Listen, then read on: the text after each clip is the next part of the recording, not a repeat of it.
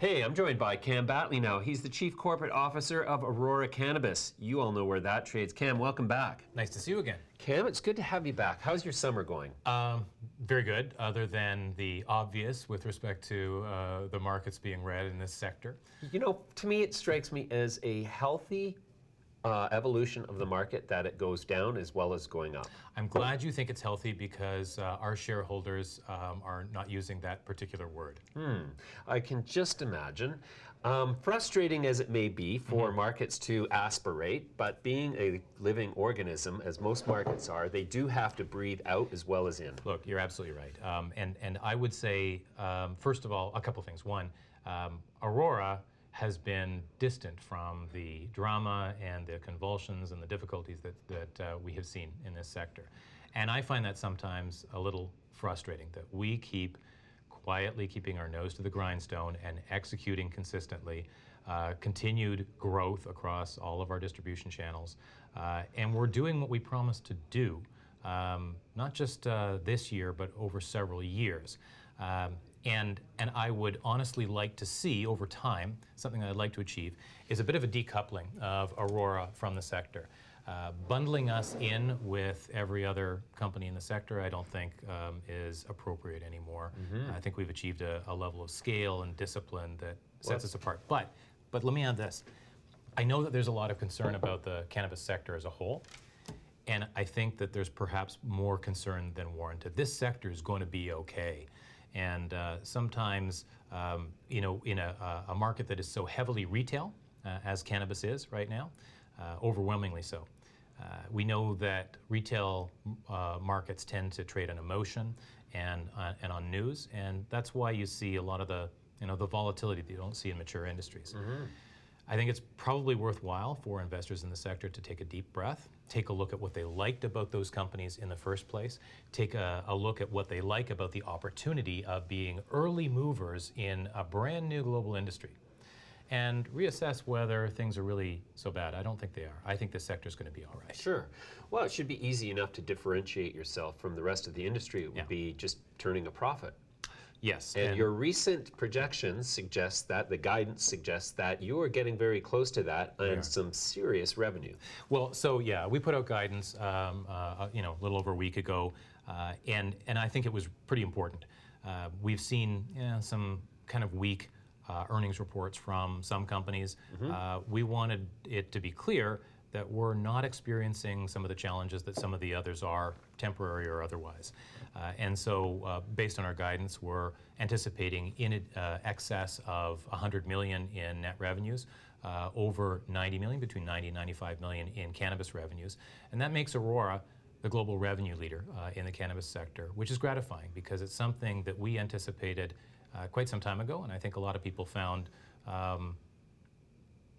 I think they had a hard time believing that we'd be able to achieve it, but we have. And you know, if you just take a look at the last 18 months, Aurora's production has gone from about 5,000 kilograms per year to over 150,000 kilograms per year. So it's a 30 times increase in a very short period of time. And beyond that, we've established what we believe is the global benchmark for cannabis production. No lost crops, very high quality, yields that I don't think anybody's ever seen at scale before.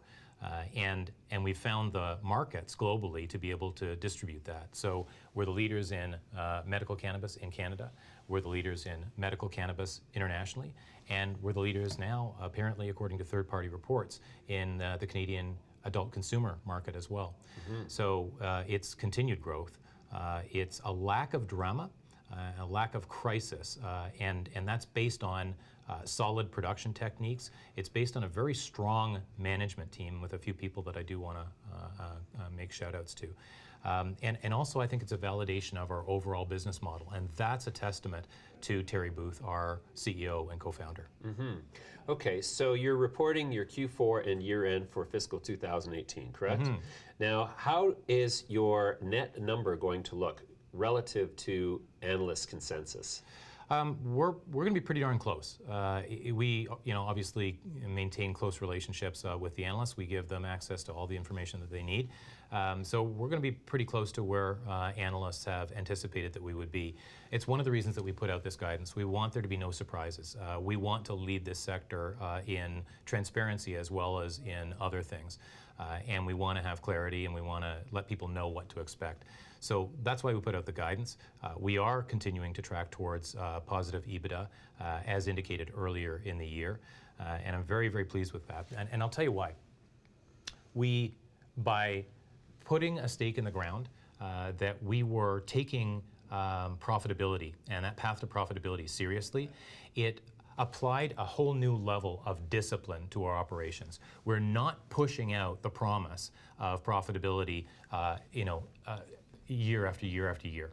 And while we do believe that it's critical to establish infrastructure globally while this window of opportunity exists, we don't think that that conflicts with the opportunity to achieve profitability. So I'm very, very pleased with the way we're doing. I'm very pleased with the way we've disciplined our operations and managed our resources. But once again, you've heard me say before, and I think I mentioned it on our last earnings call, that in my view, over the next couple of years, the critical success factor in this sector will be producing and selling via multiple distribution channels a hell of a lot of cannabis. And we're doing that like nobody else right now. So I wouldn't want to be any other cannabis company other than Aurora today. Sure, of course. All right, let's talk a bit about your upsizing of your traditional banking facility from $200 million to $360 million. Yep. Obviously, lots more firepower in the bank account to do the things that you guys are doing. What is the implications of that come August 2021? Under what circumstances would you not be in a position to pay that back according to the schedule required? Look, according to our projections, we're not going to have any difficulty paying back debt. The most important thing to take away from the upsizing of the credit facility is, I think it's about confidence. It's about the consistency of our operations and our execution. And it's about the credibility of the company. Our assets are valuable, and we've validated those assets, such as our Aurora Sky facility at Edmonton International Airport.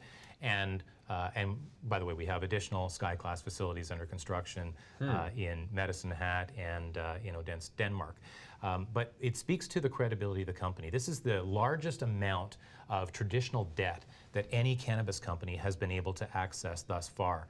And I've said this before. I think that this is very important for Aurora in that it puts us apart from the rest. But Aurora is at the leading edge of this industry, and so I think a broader takeaway would be that this is good for the industry at large, that Schedule I banks, and we've actually added additional Schedule I banks to the syndicate that is providing this credit facility. Schedule I banks are now leaning in. They're getting involved. They're accepting and believing and banking on the fact that this is going to be a successful long-term industry, and it's a good risk. Mm-hmm. So for shareholders, you've slowed down on the acquisition trail. You noticed. Yeah, well, as a shareholder, who wouldn't notice that? Yeah. And that is comforting to shareholders because Yes. Every acquisition, while it does build the footprint of the company on the global stage, it makes one a little bit uncomfortable with the idea of earnings per share in the future. So. Well, this goes back to what I said about the guidance that we put out in January of this year.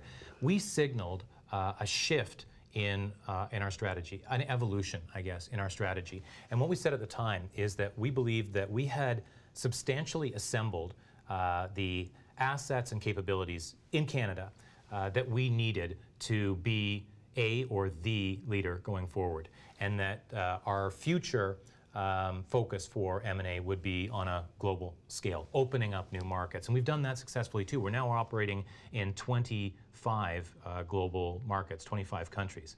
And that's by far the biggest global footprint in the industry. But along with that, and along with the new discipline and that focus on that pathway to profitability, we also indicated we would be slowing down some of the M&A. It's not that we regret anything that we've done in the past, it's just that we felt that we had reached a point where we had those assets and capabilities, and now we were able to shift gears. And it happened at a very good time because what I've been hearing and what we've been hearing from the institutions is that they're looking for a greater focus on that pathway to profitability, that we can't keep operating, keep raising money, keep expanding without caring about and putting a schedule on when we're going to get to profitability. So I'm pleased that I think we got the timing right with the major institutions, and I think that that will pay off for Aurora very well, because I think probably relative to most of our peers, we're going to be ahead of them in terms of the timeline to profitability. That's super intriguing. Now, the whole industry is suffering from a discounting process over the course of the summer, largely because investors sell in May and go away when they've made a lot of good money. But also, the earnings have been disappointing from the industry at large, primarily at the point of sale. And what is clearly emerging is that the influence of the black market on the ability of companies to generate significant revenue is not just present, but expanding, as evidenced by Colorado's release recently of a chart showing that each year they seize more plants from illegal operations because these non-licensed entities are able to hide behind the licensed industry and do a better business. To what extent is that going to impact Aurora's ability to generate profit from significant sales in jurisdictions where a black market is still persistent? You know, there was something really interesting in the most recent Stats Canada report that showed that the attitudes of purchasers of cannabis, both legal and black market, the number one driver was safety and quality. 75% of people put that as the number one consideration. This is where Aurora kills it, obviously. We don't use pesticides at our Aurora facilities. We produce exceedingly high quality cannabis that is done very, very well. We've got the leading brands in the industry, and I think, you know, as I say, third-party reports are indicating that we've taken over the lead now in the Canadian adult consumer market. So if you've got that on your side, and you also have the ability to, to supply multiple jurisdictions across the country, and we're in every jurisdiction across the country, and you have the ability to expand into markets that other companies simply don't have the scale or the production to enter, it puts us in a very favorable position. So, where is the black market? The indications that we've seen from what data exists, and let's admit that it's imperfect, is that the legal market is gradually but steadily replacing the illegal market. There will always be some people who will look for the lowest price. Fair enough. But where we're going is to a normalized market. I often say, when was the last time you bought bathtub gin, right? If you bathtub gin. Yeah, that's right? a good one. Well, so this is what was big during Prohibition. Right. People literally making liquor in their bathtubs, and that doesn't exist anymore. What we're also seeing is a lot of talent who previously have come from the gray and black markets moving into the legal and regulated market. That's a normal course of affairs. And so over the course of the next few years, I would anticipate in Canada, in the U.S. consumer legal states, and in other future jurisdictions that do legalize cannabis for consumer use, you'll see normalized markets develop, and the black market will get smaller and smaller and smaller. And we're already seeing that phenomenon in the consumer legal states in the U.S., where the overwhelming majority of cannabis sold is via the legal market. So we'll get there. Fantastic. Okay, tough question number one. When is Aurora going to be profitable?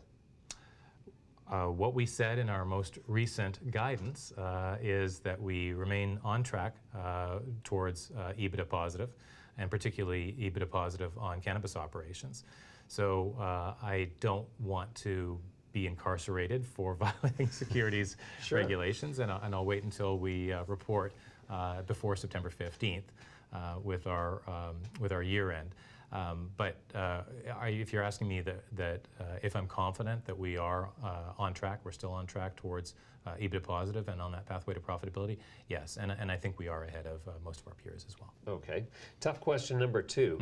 How is Aurora going to compete with low-cost equatorial grown outdoor cannabis and their extracts on the global stage competing from a place where the cost of sales must be higher given the fact that these are ultra high-tech, purpose-built facilities of significant scale and with huge capex?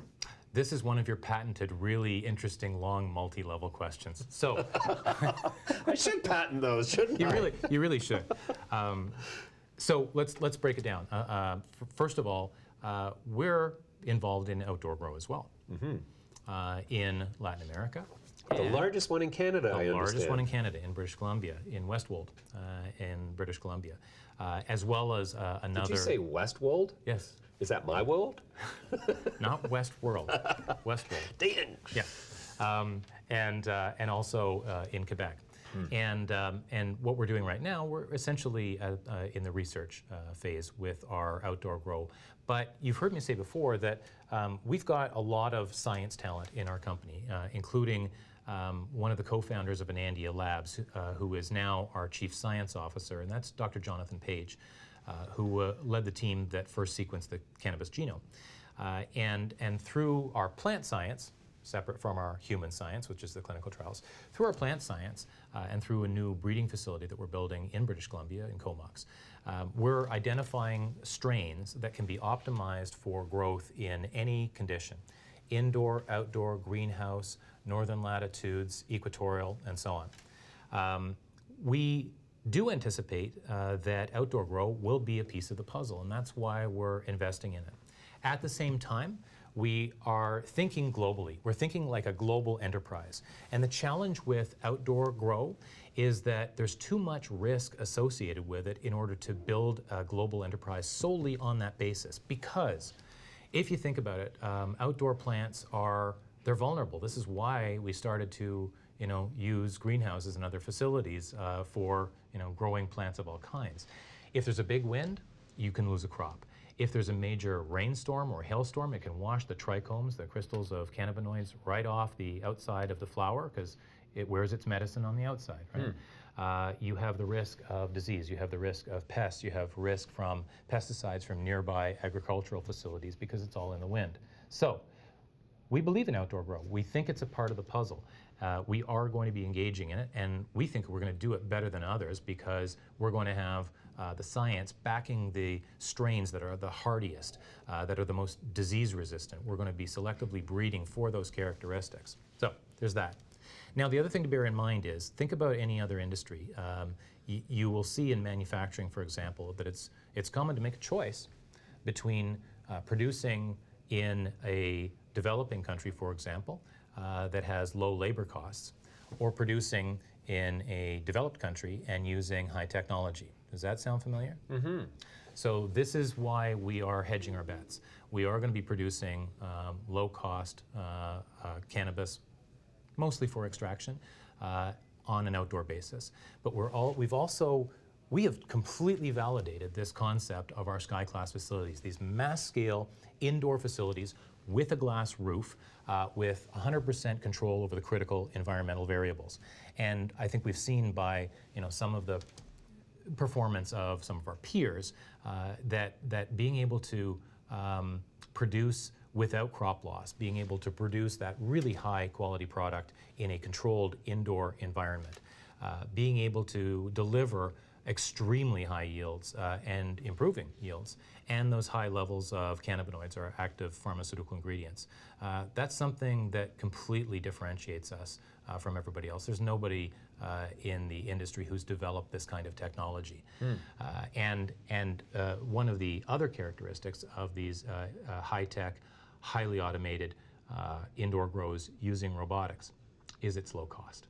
And this is where we get our high gross margins. So we're setting the pace for the entire industry in terms of margins. And that's gratifying, but it's based on a couple things. First of all, we think we will be able to command a very good price for our products, whether it be dried cannabis or derivatives. And we also know that we're going to be able to produce for a lower cost than virtually anybody. And I think ultimately you're going to see the cost of our highly automated facilities production and the cost of outdoor grow, the real cost, including QA costs and including being able to access markets. I think you're going to find those costs converging. Okay, let's take some of the questions that our audience has so thoughtfully come up with. Simon Charette says, please ask Cam about possible new markets in Thailand, Mexico, and how much market share Aurora has taken from Canopy/competitors over the last quarter. So let's start with the last first. I'm not really 100% confident in the sketchy data that we're able to get thus far in terms of the consumer market, but there are third-party reports that indicate that Aurora has moved into first place in the Canadian adult consumer market, which is gratifying. We know that we're putting out great products. We know that our brands are in demand, and we know that we've got the production to meet the demand. And you know, recently we've seen you know, one of the companies in this space get hit via Health Canada. Oh, right, okay. And what that means is there's a very large amount of product that won't be there. So, you know, we've heard predictions as to when there's going to be oversupply in the Canadian market, and it keeps getting pushed back, and this has just simply done that again. So we're more than prepared with the production, I think more production than anybody else, to fill that gap as well as on the medical side. So that's the first part. The other part is with respect to new markets.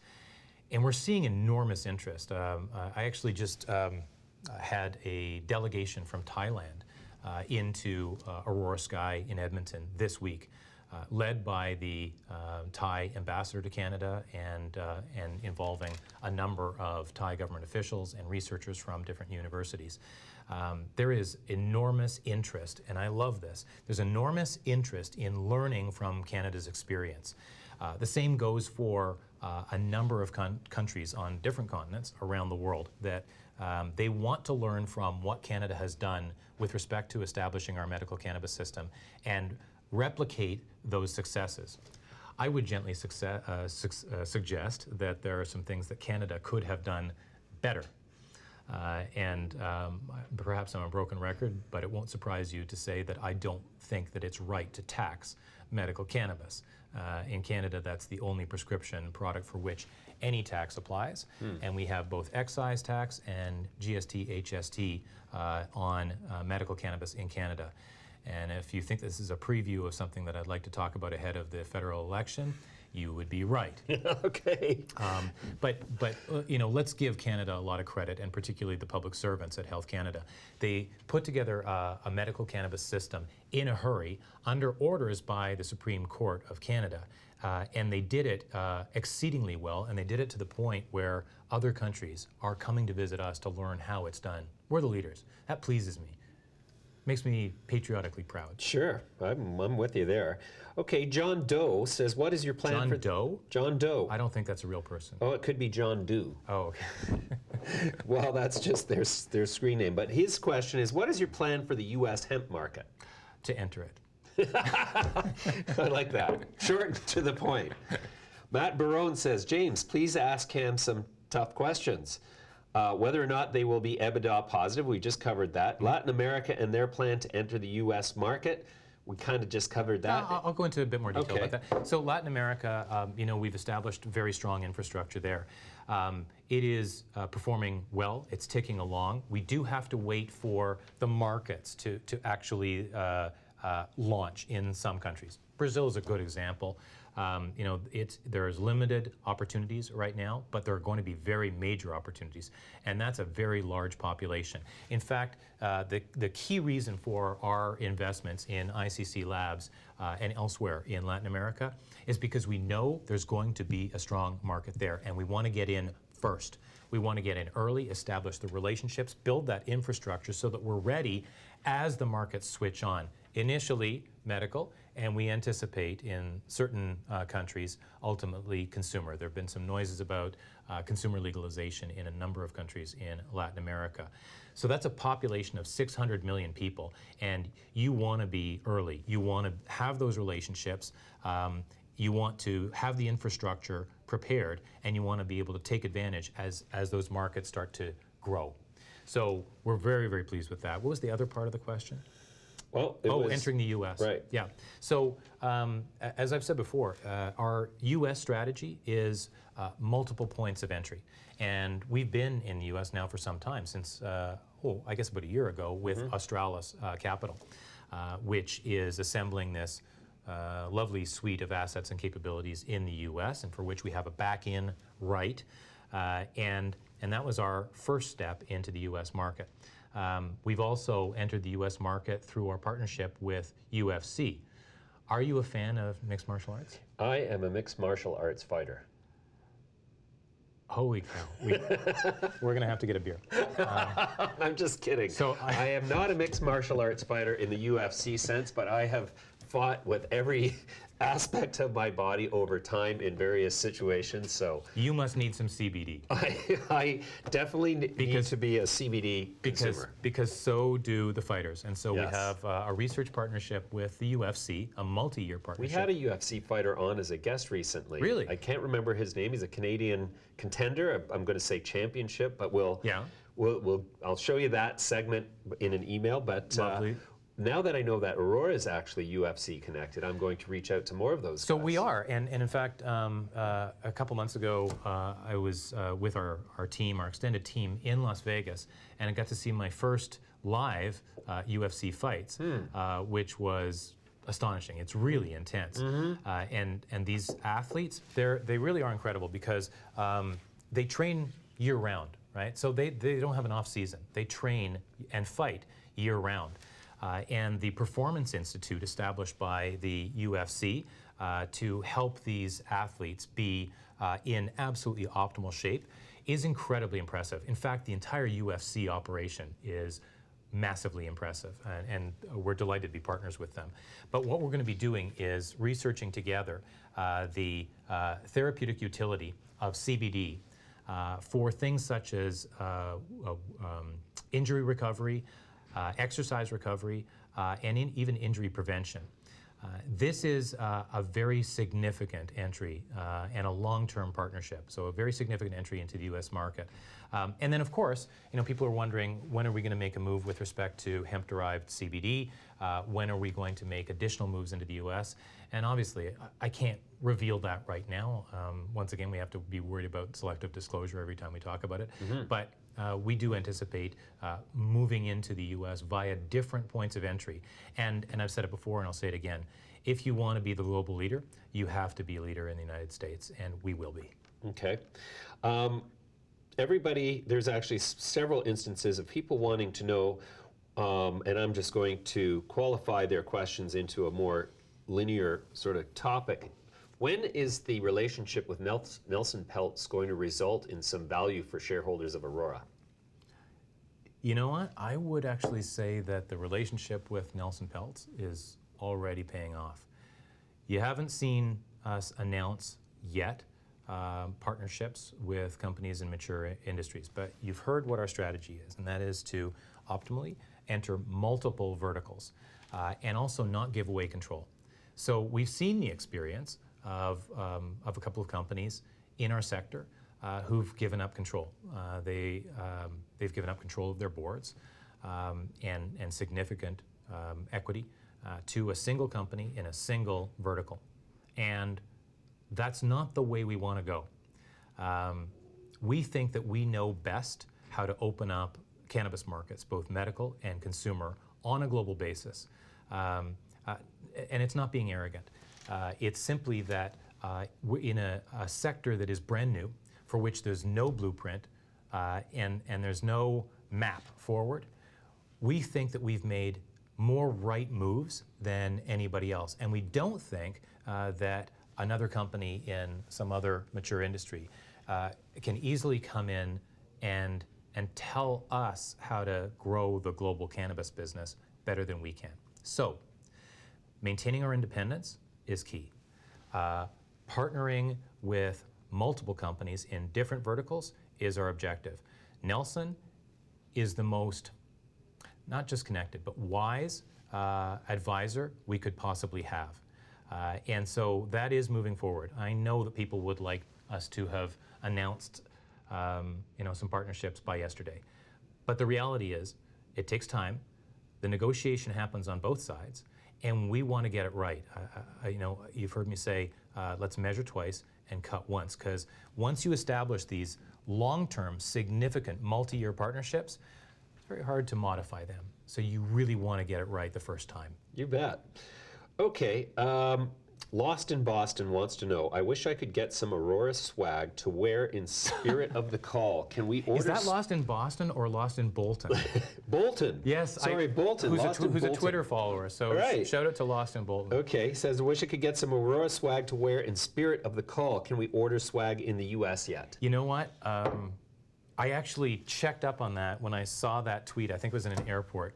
And according to our current regulatory guidelines, we are not able to sell in the U.S., but it's under review. And I do hope that through our Aurora gift shop, we will be able to sell, obviously, non-product swag. Right. And we've got enormous demand for it. People love the T-shirts and the hats and the hoodies and all the other swag that we've got. Okay, that leads me to a tough question, number 4, we'll call it. To what extent does the Canadian rules governing the advertising and promotion of cannabis products handcuff companies like Aurora from generating a robust profit? Okay, so there's 2 questions there. How does it constrain us from generating a robust profit? No. And the evidence of that is our leadership in all of the different segments: Canadian medical, global medical, and Canadian consumer. And the attractiveness of our brands. Even in a marketing constrained situation, our marketing department has done a very, very good job, and we are differentiated. And a big part of that, I'll add, is based on quality. Quality is king, and if you don't produce quality products that people actually want to consume, you're not going to be there. So does it constrain us from generating profit? No. Does it constrain us in another way? Yes, and this is a conversation that I do want to have with the federal parties. They need to understand that the current regulations that govern packaging, branding, and marketing on cannabis are both scientifically not valid, in that there's ample evidence to show that cannabis is a more benign substance than alcohol on both an individual health impact basis and on a societal impact basis. I feel very strongly about this. And we've constrained the packaging, branding, and marketing of cannabis, I would say, excessively. And it should be, and I've said this before the law was even passed, it should be harmonized with beer, wine, and liquor.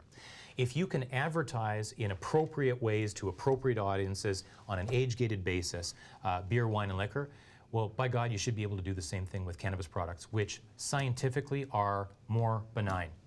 Now, why does this matter? Because on a longer-term basis, we have got to let these leading Canadian companies establish brand equity. We've got to be able to build brands.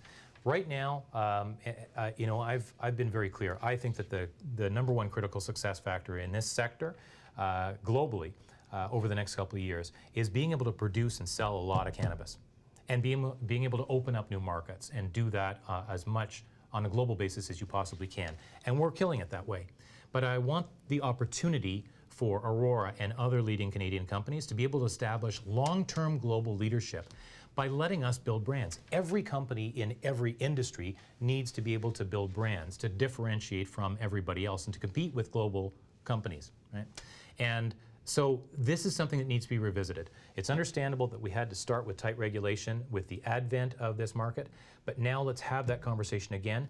Let's focus on a shared objective, which is continued Canadian leadership in this new global industry. Wouldn't it be a damn shame if Canada was the leader in establishing a national medical cannabis system, in establishing consumer legalization, and a properly regulated system at that's going to work very well? Wouldn't it be a shame if we set that leadership up and then let it drift away because we wouldn't let these companies be grown-up companies? So I think it's a great question from your listener, and it's something I'm going to be talking about, and I think the industry is going to be talking about a lot more in the lead up to the election and for some time after that. We've got to be real. We've got to understand that establishing global leadership means a certain amount of give and take with government. You bet. Cam, that is a plethora of input, and thank you very much. As usual, you have been an educational source for so long. Thanks for joining me again today. Always nice to see you.